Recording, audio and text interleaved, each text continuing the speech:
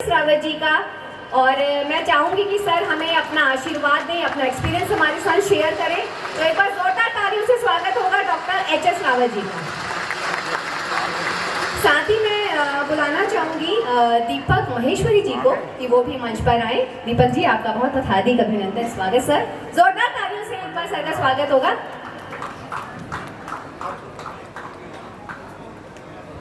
Mic तो मेरे को दे दो। Sorry sir. बहुत बहुत धन्यवाद रेखा जोशी डागर जी, आपका शानदार माइक संचालन और आपको लाइफ टाइम अचीवमेंट अवार्ड मिला, उसके लिए आपको बहुत बहुत बधाई। और मेरा जितने भी सामने लोग खड़े हुए हैं जो ज्योतिषी हैं, जो ज्योतिषी है, खाली बाकी जो खड़े हैं खा रहे हैं वो खाते रहें, लेकिन ज्योतिषियों में तो संस्कार होता है। इसलिए जितने भी ज्योतिषी हैं वो आ जाएं यहाँ पर, क्योंकि ये प्रोग्राम बहुत हिट है, अच्छा प्रोग्राम है। अगर आप सब सामने बैठ जाएंगे कुर्सियों पे तो इसमें चार चांद लग जाएंगे और मीनू जी की मेहनत बहुत सफल हो जाएगी। वैसे भी कर्म का सिद्धांत ये है कि खड़े रहोगे तो घोड़ा बनोगे और खड़े खड़े खाते रहोगे तो फिर जानवर बनोगे। इसलिए बैठ जाओ, क्योंकि आप ज्ञानी हैं और संस्कारी हैं, और ज्योतिषी को संस्कारी और डिसिप्लिन होना चाहिए। क्योंकि यहां मैं देख रहा था आचार्य जी बोल रहे हैं, दुनिया में इनका नाम है, जीडी वशिष्ठ जी का नाम है, और जोशी तिलक लगा लगा करके खा रहे गोलगप्पे। ये अच्छा नहीं लगता। अगर आप भी ऊंचाई पर पहुंचना चाहते हैं, आपको लगता है कि हम भी इसी प्रकार की डिसिप्लिन में आए, फोटो ले लो, तो आपको यहाँ आना चाहिए। और बाकी जो अवार्ड लेने वाले लोग हैं वो तो फ्री हैं, खाएं पिए घूमें।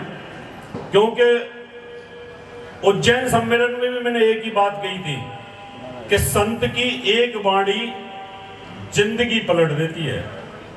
क्योंकि उसको दोबारा तो रिपीट इसलिए नहीं करूंगा क्यों टाइम खराब होगा उसके अंदर, लेकिन फिर भी अगर आप बहुत अच्छे ज्योतिषी बनना चाहते हैं तो आपके अंदर अनुशासन होना चाहिए।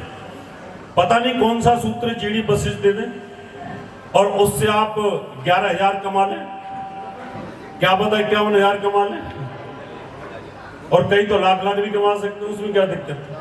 अभी वास्तु की जो टिप्स दी आचार्य जी ने, क्या पता आप वास्तु विजिट पे चले जाएं और आपका वहां पर अच्छा 50-60 हजार का तुक्का लग गया। फिर इसलिए सुनो, बैठ जाइए सारे के सारे लोग, सबसे निवेदन करूंगा। और जो ज्योतिषी नहीं है वो भी अगर सुनेंगे तो ज्ञान की कोई भी बात अगर कान में पड़ती है तो अच्छा फील होता है। सबसे पहले मैं बहुत बहुत धन्यवाद देता हूं मीनू शर्मा जी को। कहां है मीनू जी? अब वो खुद ही घूम रही होंगी। इधर आ जाओ। ये बधाई की बात इसलिए है कि इनका प्रोग्राम हिट प्रोग्राम है। तालियां बजा दीजिए एक बार। एक महिला होकर के इतना शानदार प्रोग्राम मैनेज करना, व्यवस्था, खाने की व्यवस्था, सिटिंग की व्यवस्था, वीआईपी गैस की व्यवस्था, सब बहुत ही शानदार। आप बधाई की पात्र हैं और हमारी तरफ से आपको बहुत बहुत शुभकामनाएं। आप इसी प्रकार से कामयाबी की बुलंदियों को छूती रहे। मंच पर बैठे हुए हमारे बड़े भाई आचार्य अनिल भट्ट जी, जो धर्म के मर्मज्ञ हैं, धर्मध्वज हैं, जीडी वशिष्ठ जी जिन्होंने लालताब को नए आयाम दिए, और मंच पर उपस्थित सभी गणमान्य व्यक्तित्व और मेरे सामने उपस्थित सभी ज्योतिषगण और जो इस अचीवर अवार्ड में आए हुए लोग हैं, वो सभी लोग। मैंने अभी एक दिन पहले ही उज्जैन में कहा था कि मंच पर आप भी बैठेंगे, जब हम रिटायर होंगे तो आप भी बैठोगे। और अगर ये आपके साथ हुआ ऐसे, कोई सुनने वाला ना हो, तो आपको बड़ा और लगेगा। और मैंने मंच पर यह कहा था कि जो भी मंचासीन है अगर एक एक सूत्र दे के जाएं अपने अनुभव के, तो इन सबको सूत्र मिलेंगे। आज ज्योतिष का पीक आवर है। आज जो ज्योतिष का नाम हो जाएगा इस दुनिया में, आने वाली पीढ़ी उसका आनंद लेगी। एक लहर आती है, वेव्स आती है, और ये इस समय ज्योतिष की वो वेव्स है कि अगर आप इसमें एक्यूरेसी देते हैं तो दुनिया के अंदर आने वाली पीढ़ियों के अंदर ज्योतिष एक पत्थर, मील का पत्थर साबित हो जाएगी। क्योंकि इस समय सॉफ्टवेयर बहुत, एप्स बहुत और दुनिया भर की एक्यूरेसी के लिए वर्क किए जा रहे हैं। आज मैं आपको कुछ ऐसी चीजें बताऊंगा, इधर बातें नहीं, ये फोटोग्राफ जो हो रहे हैं थोड़ा साइड पे हो जाए या सुन लीजिए चुपचाप यहां करके बैठ करके।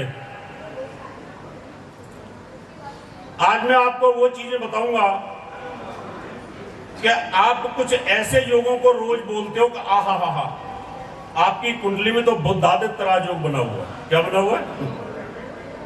आदमी फूल के कुप्पा हो जाता है कि मेरी कुंडली में बुद्धादित्य राजयोग बना हुआ है।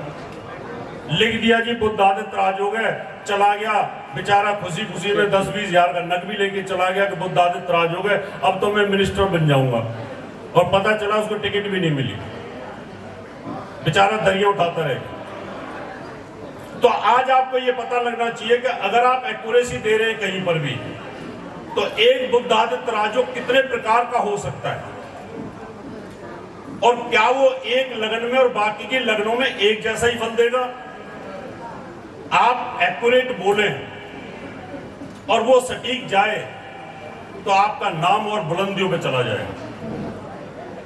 तो आज मैं आपको बताऊंगा कि बुद्धादित्य राजयोग कौन कौन सी लगनों में बहुत बेहतरीन फल देता है और कौन कौन सी लगनों में आपको कंगाल भी बना सकता है।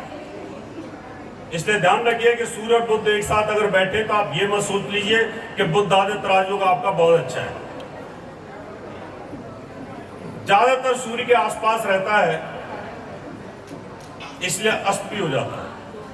और अगर अस्त भी ना हो और वो बुद्धादित्य राजयोग हो और सूर्य और बुध एक साथ हो और अस्त हो बुध और फिर वो बुद्धादित्य राजयोग हो, तो दोनों में फर्क होगा कि नहीं होगा? बताओ, फर्क होगा। अभी मान लो किसी की मेष लगन है, मेष लगन के अंदर बुद्धादित्य राजयोग बनता है, तो बुध तीसरे भाव का स्वामी होता है और छठे भाव का स्वामी होता है। मेष लगन में वो अच्छा फल दे नहीं सकता, और साथ में पंचम भाव का स्वामी सूर्य उसके साथ बैठा हो तो बुद्धादित्य राजयोग बन गया। आप बोलोगे बुद्धादित्य राजयोग है, आपकी कुंडली में बड़ा अच्छा फल करेगा, लेकिन नहीं करेगा। जैसे ये दशाएं आएंगी वैसे ही आपको कहीं ना कहीं नुकसान होना शुरू हो जाएगा। अब मेष लगन में ये 12 प्रकार का फल देने वाला है, ध्यान से सुन लें। मेषी लगन में 12 प्रकार का फल देगा। अगर लगन में सूर्य बुध बैठे हैं तो फल कुछ और होगा, क्योंकि यहां सूर्य उच्च का है और बुध लगन में बलवान होता है। सेकंड हाउस में बुध बैठा है तो फल कुछ और होगा, और थर्ड हाउस में बैठा है तो फल कुछ और होगा। इसका मतलब यह रहा कि मेष लगन के अंदर सूर्य और बुध की युति हर भाव में अलग अलग फल देने वाली है या नहीं? ये काम की चीज है। मेरा काम है कि आपको डिलीवर कर दूं, आपका काम है आगे डिलीवर कर दें, और ज्योतिष के अंदर वो एक्यूरेसी आ जाए कि जिसकी हम उम्मीद करते हैं, जो हमें चाहिए, उस तरह की सोच के साथ में। अब देखिए, मेष लगन में बुध लगन में बैठा है और सूर्य वहां उच्च का बैठा है। सूर्य पंचमेश है, और जब सूर्य पंचमेश होता है और उच्च होकर के बैठा है तो ऐसी स्थिति में 3 पुत्र होते हैं, 3, और 3 तो कोई करता नहीं तो 2 तो होंगे, और कोई 2 ना करे तो 1 तो होगा ही होगा, ये श्योर है। अब कई लोग पूछ लेते हैं कि संतान के बारे में बताओ, कि ज्योतिषी को जब फंसाना होता है ना किसी आदमी ने, इंटेलिजेंट आदमी ने, तो यही पूछता है वो, बताना मेरे संतान कितनी है, यही पूछेगा। बताओ पहली बेटी है कि बेटा है? अब ज्योतिषी ने इधर उधर फिर निकलने का रास्ता ढूंढ रहा है, क्योंकि वो बता नहीं सकता उसको, क्योंकि सूत्र नहीं पता। तो अगर आपको सूत्र पता है तो आप बताएंगे। अब मैंने कहा कि मेष लगन हो, सूर्य अगर लगन में बैठा हुआ है या सूर्य पंचम में भी बैठा हुआ है तो 3 पुत्र का योग पाराशर जी बताते हैं। अब मान लो कोई नहीं करता। मेरे एक स्टूडेंट थे गुप्ता जी, फेंच कर दाढ़ी थी, चावला जी से स्मार्ट थे, मैं दूरदर्शन में डायरेक्टर थे, मेरे पास पढ़ते थे। अब जो पढ़ रहा था तो उसका ब्रेन क्रिएटिव तो होता ही है। अब एक ज्योतिषी रहते थे विकासपुरी में, बड़ा नाम सुन रखा था, उनके पास चले गए और मेरे यहाँ सीख भी रहे थे। तो मैं यही टॉपिक स्टूडेंटों को समझा रहा था कि ज्योतिषी कहाँ कहाँ फंसता है। अब वो गुप्ता जी ज्योतिषी के पास चले गए, जाकर के पूछा उनसे कि मेरी कुंडली के बारे में आप ही बताओ क्या लिखा है इसमें। अब ज्योतिषी को बोल दो तू ही बता खुद ही अपने आप ही, तो ज्योतिषी क्या बताएगा, वो फंस जाता है। अब प्रश्न कोई सीधा पूछ ले तो बता भी देगा। अब गुप्ता जी ने पूछा कि ये बताओ पंडित जी कि मेरे कितने बच्चे होने चाहिए। उसने देखा फेंच कर दाढ़ी है, पेट निकला हुआ है, लंबा चौड़ा आदमी है, पढ़ा लिखा लग रहा है। उसने सोचा दिमाग लगाकर ज्योतिषी ने कि 2 बता दूं, एक लड़की होगी एक लड़का होगा, 3 तो करेगा नहीं क्योंकि पढ़ा लिखा आदमी लग रहा है, ज्यादा भी नहीं करेगा। साइकोलॉजी ली। उसने कहा तुम्हारे ना, उसने 2 बच्चे का जब प्रचलन चल रहा था ना काफी, हम 2 हमारे 2, तो उसने कहा जी आपके ना 2 बच्चे होंगे। गुप्ता जी बोले 2 बच्चे? बोला हाँ। पर मेरे तो बस एक ही लड़का है। बोला तो फिर लड़की ससुराल चली गई होगी। लड़की हुई होगी तो ससुराल चली गई होगी, और होगी तो ससुराल चली जाएगी, बचेगा तो एक ही ना फिर। तो आदमी जब तुक्के मारता है तो दिक्कतें आती है। अगर आपका मेष लगन है और सूर्य लगन में बैठा है या पंचम में बैठा है तो पहला पुत्र ही होगा, चाहे आपकी नवांश कुंडली किसी भी प्रकार की चल रही है। अगला जब सम्मेलन होगा तो नवांश के बारे में भी बताऊंगा। अब वृष लगन हो, वृष लगन में बुध के पास 2 डिपार्टमेंट आ जाते हैं, एक दूसरे भाव का स्वामी और एक पंचम भाव का स्वामी। तो बड़ा अच्छा हो गया, धन भाव का भी स्वामी हो गया और साथ में बुद्धि स्थान का भी स्वामी हो गया और सूर्य केंद्र का स्वामी हो गया। अब मेष लगन वाले बुद्धादित्य राजयोग में और वृष लगन वाले बुद्धादित्य राजयोग में कितना फर्क आ गया?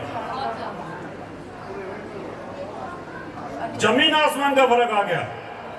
अब एक मेष लगन वाला व्यक्ति मेरे पास आता है, उसका बुद्धादित्य राजयोग है, और एक वृष लगन वाला व्यक्ति आता है, उसका बुद्धादित्य राजयोग है, और उन दोनों में बुद्ध की दशा चल रही है। एक व्यक्ति ऊंचाइयों को छू रहा है, दूसरा व्यक्ति जमीन के अंदर जा रहा है। और ज्योतिषी तो दोनों के लिए लिख रहा है बुद्धादित्य राजयोग, आहा मजा आएगा, तुम बहुत ऊंचाई ऊंची। तो बेइज्जती किसकी हुई? ज्योतिष की, क्योंकि आप सटीक बता नहीं पा रहे हैं। इसलिए आप ध्यान से सुने इन सूत्रों को कि कोई भी इस प्रकार की, अभी मैंने शनि की 7.5 के ऊपर बोला था, शनि की महादशा पे मैं उज्जैन में बोला था कि शनि जाते जाते अच्छा फल देता है, आते आते फल देता है, कब बुरा देता है, कब अच्छा देता है। कुछ लोग उज्जैन में थे। अब मान लो मिथुन लगन हो, मिथुन लगन स्वयं बुध की है, और फिर सूर्य बुध का बुद्धादित्य राजयोग हो। अब देखिए यहां पर कितना फर्क आएगा। मिथुन लगन है, स्वयं सूर्य, स्वयं बुध लगन का स्वामी है, और लगन का स्वामी होकर के स्वयं लगन में बैठा हो तो भद्र नाम का महापुरुष राजयोग बन जाएगा। और साथ में सूर्य तृतीयेश होकर के वहां पर बैठा हो, तृतीयेश और लगने से एक साथ बैठे हो तो खल नाम का योग बन जाता है। ये बुद्ध आदित्य राजयोग भंग हो जाएगा और वहां पर आदमी के लिए दरिद्र योग बन जाएगा। यह है ज्योतिष। अगर आप इन सूत्रों को दिमाग में रखोगे तो आपके लिए बहुत काम की बातें हो सकती हैं। आपको इन चीजों को गहराई से समझना पड़ेगा। मान लो मिथुन लगन ही है और मिथुन लगन के अंदर सूर्य और बुध एक साथ बैठे हैं और दोनों में डिग्रीकली बहुत फर्क है।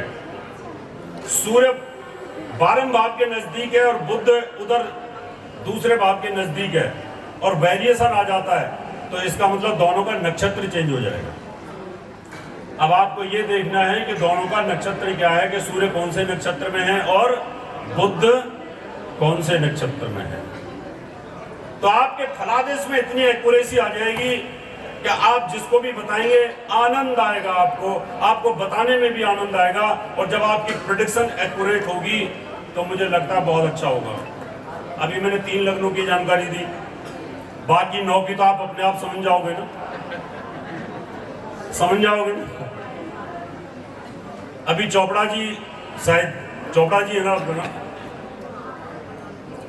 मैं बाहर खड़ा था, अनिल भट्ट जी का इंतजार कर रहा था, तो चोपड़ा जी आकर के बोले रावत जी एक प्रश्न है। मैं क्या बताओ? कि ज्यादातर ज्योतिषी 1, 5, 9 लगन का, पंचम का और नवम का रत्न पहनाते हैं। आंख बंद करके लॉकेट बनाया होता है, मेष लगन तीनों का लॉकेट, वृष लगन तीनों का लॉकेट, मिथुन लगन तीनों का लॉकेट बना करके चिपका देते, पहन लो जा करके। और उसको पहनने के बाद आदमी चाहे गड्ढे में गिर जाए। क्या ये सही है? उनका प्रश्न था। मैंने कहा प्रश्न आपका अकेले का है, हमारी दोनों की बातचीत चल रही है। मैं कहा क्यों ना इसको सार्वजनिक कर दिया जाए, तो मैं सब लोगों को आनंद आएगा। अब मैं इस कंसेप्ट से पर्दा उठाता हूं। रेखा जी मुझे बता देना आप, अभी तो है 5-7 मिनट है। मान लो 1, 5, 9 लगन का स्वामी, पंचम का स्वामी और नवम का स्वामी का अगर आप रत्न पहनाते हो और चाहे वो तीनों नीच हो, यानी आपके पास में लगन की जिम्मेवारी, आप देश की प्रधानमंत्री, मित्रा जी उत्तर प्रदेश के मुख्यमंत्री, अपना हो गए इनका मान लो पंचम भाव का मैंने मंत्री बना दिया, और तीनों ही ये गंदी गंदी जगह पे बैठे हैं। तीनों जगह, भाग्य वाला दुर्भाग्य की जगह पे बैठा है, एजुकेशन संतान वाला रोग की जगह पे बैठा है, खर्च की जगह पे बैठा है। यानी मेरे 3 बेटे हैं और तीनों बेटे बुरी जगह पे बैठे हैं। तो यूनिवर्सल सार्वभौमिक उपाय क्या है? क्या उन तीनों को मनाना शुरू करूं या उन तीनों को मजबूत करूं? क्या कंसेप्ट होना चाहिए? जो लोग आप बताएंगे वही ज्योतिष की धुरी हो जाएगी और वही उपाय हो जाएगा। यानी आपके 3 बेटे तीनों शराबी, तो शराब की बोतल दोगे या बोतल छुड़ाने की कोशिश करोगे? बताएं। छुड़ाने की कोशिश करेंगे। इसका मतलब 1, 5, 9 इन भावों के स्वामी अगर बुरी अवस्था में चले जाते हैं, 6, 8, 12 में चले जाते हैं, नीच अवस्था में चले जाते हैं, अस्त हो जाते हैं, तो उस कंडीशन के अंदर वो फल देने के लायक नहीं है। और फल देने के लायक नहीं है यानी ऐसी सिचुएशन में चल रहे हैं कि उनका जो स्वभाव है, उनका मेंटल लेवल वो खराब है, तो उस कंडीशन में उनकी पूजा करनी चाहिए कि हे शनिदेव आप नीच अवस्था से बाहर निकलिए, मेरा पिछले जन्म का कोई श्राप लगा हुआ है, उस श्राप के कारण मैं नीचता भोग रहा हूं और मुझे तकलीफ हो रही है, मैं कष्टकारी स्थिति में हूं, आप ठीक होइए। तो पूजा हो गई, वो पूजा हुई। और अगर कोई आपके तीनों बेटे भर भर के आपको नोट दे रहे हैं, गड्डियां दे रहे हैं, तो फिर तीनों को मजबूत करोगे, कमजोर करोगे? तीनों को मजबूत करेंगे कि लाओ दिए जाओ गड्डियां। अगर आपका लग्नेश अच्छी जगह पे बैठा है, आपका पंचमेश अच्छी जगह पे बैठा है, आपका नवमेश अच्छी जगह पे बैठा है और वो आपस में कहीं बुरी जगह पे नहीं है, तो उस समय इनके रत्न पहनाए जा सकते हैं। अगर वो बुरी जगह पे बैठे तो चोपड़ा जी रत्न पहनाने से कोई लाभ नहीं है। कंसेप्ट है ये यूनिवर्सल कंसेप्ट है।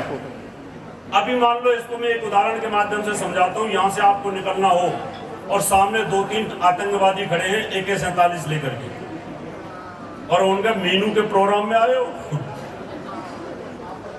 अभी गोली चलाऊंगा, आप क्या बोलोगे, भाई इस बार जाने दे भाई देवता, अगली बार कभी नहीं आऊंगा, यही बोलोगे। लड़ने की हिम्मत नहीं, क्यों गोली मारेगा वो। इसका मतलब अगर कोई ग्रह बुरा है तो आप उसकी क्या करोगे, पूजा, रिक्वेस्ट। ये यूनिवर्सल कंसेप्ट है। लेकिन कुछ ज्योतिषी क्या बोलते हैं, नो तंत्र, नो मंत्र, नो फलाना, नो ढिकना, नो ये। अब इससे ज्योतिष का विनाश होगा कि नहीं होगा। ना तंत्र चले, मंत्र ना चले, फलाना ना चले, ढिकना ना चले। अब ऐसे आदमी के सामने एक आतंकवादी को खड़ा कर दो तो अपने आप हाथ जोड़ना शुरू कर देगा और मंत्र पढ़ना शुरू करेगा, बाप मेरे मुझे छोड़ दे, अब कभी नहीं आऊंगा। इसका मतलब ये रहा कि ज्योतिष ऋषि पाराशर जी ने जो वैदिक दी है, आपके दिमाग के अंदर होने वाले, उत्पन्न होने वाले विचारों का संकलन है। आप 2 साल बाद क्या सोचोगे, एक ज्योतिषी बता सकता है, क्योंकि 2 साल बाद उसके साथ कैसा ग्रह उसके दिमाग के साथ अटैच होगा और वो क्या सोचेगा वही आप बताएंगे। और जब आप वो बताओगे तो आपके लिए तालियां पिटनी शुरू हो जाएंगी, वाह क्या ज्योतिषी है, क्या शानदार बताता है।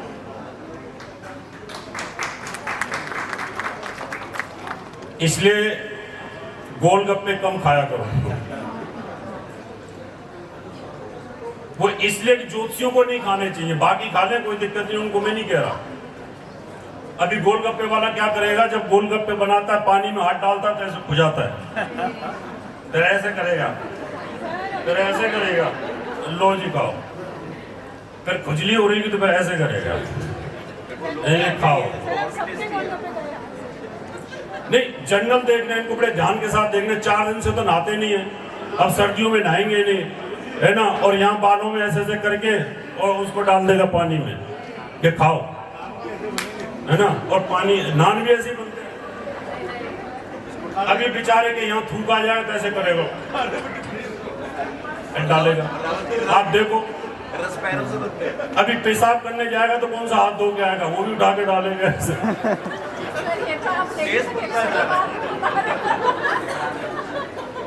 क्योंकि मैं यहाँ देख रहा था कि रसगुल्ले बड़े स्वाद के साथ मुंह में खा रहे थे, मैंने कहा मैं बताऊंगा, इस टॉपिक को लूंगा। इसलिए ज्योतिषी को संस्कारों में लाना चाहिए, क्योंकि आपका संस्कार, आपका अनुशासन आपकी जिंदगी को ऊंचाइयां देगा। क्योंकि आप अगर सही तरीके से रहते हैं तो आपका जो ऑरा होता है, आपका जो आभा मंडल होता है, उसमें फिर देवता वास करने लग जाते हैं। अगर आप चटोरे किस्म के आदमी हो जाएंगे तो आप देख करके ना किसी भी जलेबी को, रसगुल्ले को आपकी जीभ चाटनी शुरू हो जाएगी, आपका ऑरा उसी चटोरा होना शुरू हो जाता है।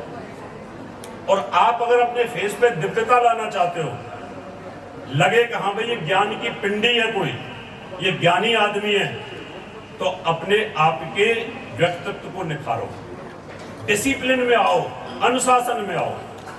मैं तो ये जितने भी सम्मेलन होते हैं आराम से, जैसे अनाउंसमेंट की रेखा जी ने, आराम से सब बैठ जाओ।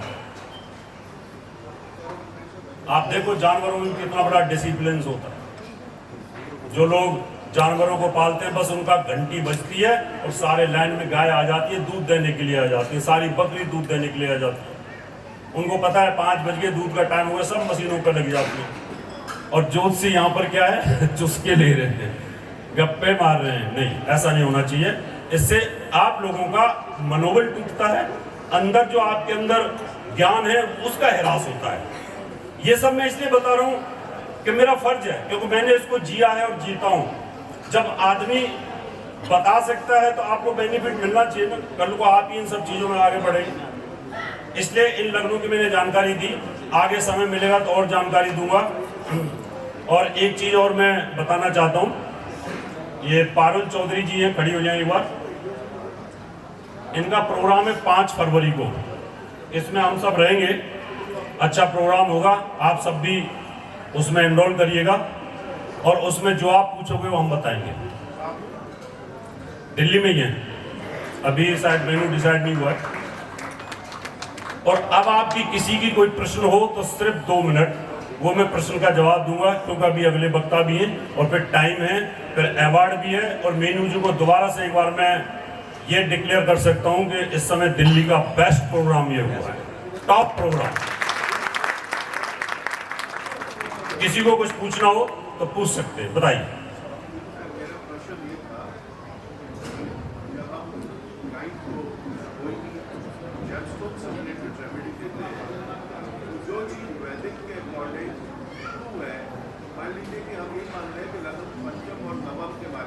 बहुत अच्छे बैठे हुए, छठे आठवें बारहवें तीसरे स्थान में नहीं है, लेकिन एपी के अंदर इसके नक्षत्र के जो लॉर्ड्स हैं या जो उसका उप नक्षत्र है वो खराब सिग्निफिकेटर्स दे रहे हैं, तो क्या तब भी हम उसको एक स्टोन देंगे या नहीं? दूसरा सवाल, लगन जो है ये द्वितीय भाव का व्यय है, नवम जो है ये दशम का व्यय है। तो अगर हम धर्म कुंडली के हिसाब से देखें, आजकल हम सब लोग सामाजिक तौर पे जो चीज़ें देख रहे हैं उसके अंदर रुपया पैसा बहुत इम्पोर्टेंट हो गया। तो क्या हम 2, 6, 10 को ज़्यादा महत्व दें या 1, 5, 9 को ज़्यादा महत्व दें? दोनों का मैं जवाब देता हूं चोपड़ा जी। पहला जवाब यह है कि 1, 5, 9 का जो स्वामी है, आपको थोड़ा ध्यान करना पड़ेगा, ध्यान में जाना पड़ेगा।